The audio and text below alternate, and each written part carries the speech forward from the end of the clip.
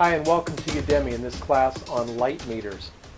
My name's Don Chinetti. I'm a photographer and a designer. You may know me as WizWow in a lot of the social media places, and I run a website called Lighting Essentials, as well as a website called Project 52, which is for photographers who really want to up their game and get involved with an assignment a week with real critiques and real, honest-to-God, real-world assignments.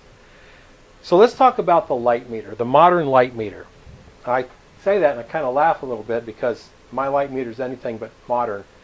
It's a Minolta 4, and I bought it 25 years ago.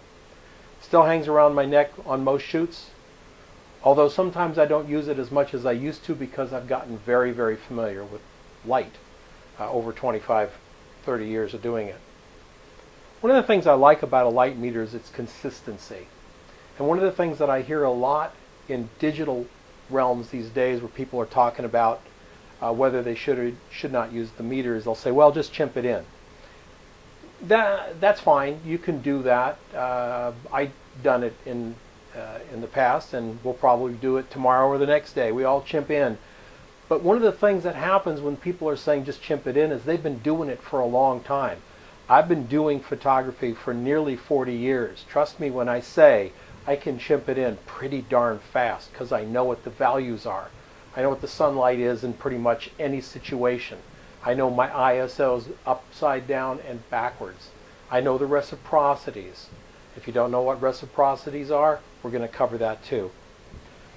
But one of the things that the light meters do that histograms don't is that they show you exactly the value. Where a histogram, they'll say, well, chimp it in, use the histogram.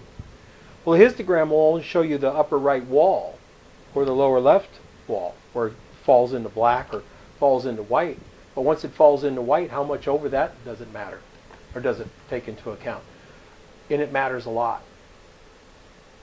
A bright situation can beat the histogram. A dark situation can also beat the histogram. The light meter's never fooled.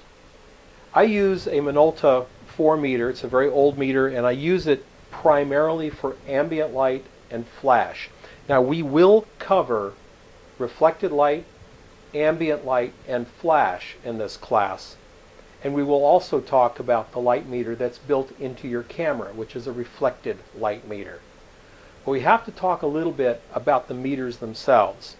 Many of you probably have a much more modern meter, maybe a Sekonic L358 or a Sekonic 308, or any other brand of meter. If you don't have the dome, this class probably isn't for you because we're really talking a lot about ambient reading and flash readings with the dome. If you're looking for some information on your camera meter, probably jump ahead to that particular chapter because it'll be covered in there. We're not going to get into all the variations of exposure. That's a different world. We're going to talk about light meters and what they can and cannot do for you in your photography. And again, if you'd like to know more about photography in general, hit my website, lighting-essentials.com, and we do tons of stuff there on photography. So let's talk a little bit about what light meters actually do.